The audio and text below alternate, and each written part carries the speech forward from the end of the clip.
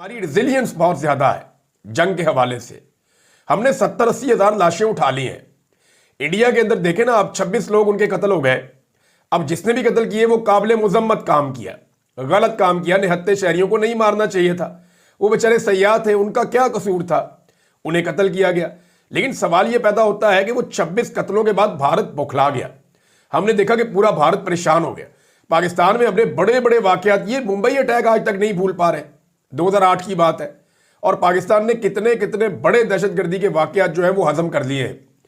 पाकिस्तान दहशतगर्दी के खिलाफ जंग लड़ते लड़ते इतना मजबूत हो गया है कि पाकिस्तान का हर सिपाही कहीं ना कहीं किसी न किसी महाज पे लड़ चुका है। पाकिस्तान पूरा का पूरा जो है किसी ना किसी तरह कोई ना कोई लेवल पे हर शख्स जो है वो दहशतगर्दी को फेस कर चुका है। लिहाजा और जो नहीं कर चुका वो उसके ऊपर वैसे ही कोई दहशतगर्दी का पर्चा होगा। तो पाकिस्तान में रेजिलियंस बहुत ज्यादा है। ये बात इंडिया को समझ नहीं आ रही थी। तो मैं पहले दिन से ये कह रहा था कि इस लड़ाई का ग्राउंड तब्दील करें, इसको यहां से उठाएं लड़ाई को और ले जाएं इंडिया में। फिर उनका लहजा बदलना शुरू हुआ। जैसे ही पाकिस्तान ने अटैक किया तो उसके बाद जो उनकी फौज की तर्जुमान है सूफिया साहिबा, उनका जो लहजा है और उनका जो बोलने का अंदाज है वो तब्दील हो गया। और फिर उन्होंने बताना शुरू किया कि पाकिस्तान ने कहां कहां पे अटैक किया है, किस किस जगह पे मारा है। पाकिस्तान ने देखें भारतीय जो एयरफोर्स की इंस्टॉलेशन हैं या जो मिलिट्री तनसीबात हैं उनको निशाना बनाया। किसी जगह पर भी पाकिस्तान ने सिविलियंस को निशाना नहीं बनाया।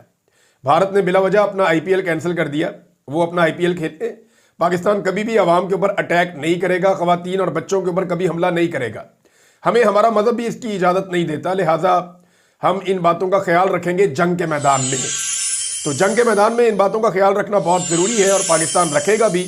लेकिन जो मिलिट्री इंस्टॉलेशन हैं उनके ऊपर पाकिस्तान ने अटैक किया। लगभग 1 दर्जन के करीब मकामात है जहां पे भारत के जो अहम तरीन फौजी तनसीबात हैं उनको पाकिस्तान ने निशाना बनाया, जिनमें एयर बेसिस भी शामिल है, मिसाइल साइट भी शामिल है, कुछ ब्रिगेड हेडक्वार्टर जो है वो भी शामिल है, कुछ जो मिलिट्री डिपोज है वहां पे भी पाकिस्तान ने अटैक किया।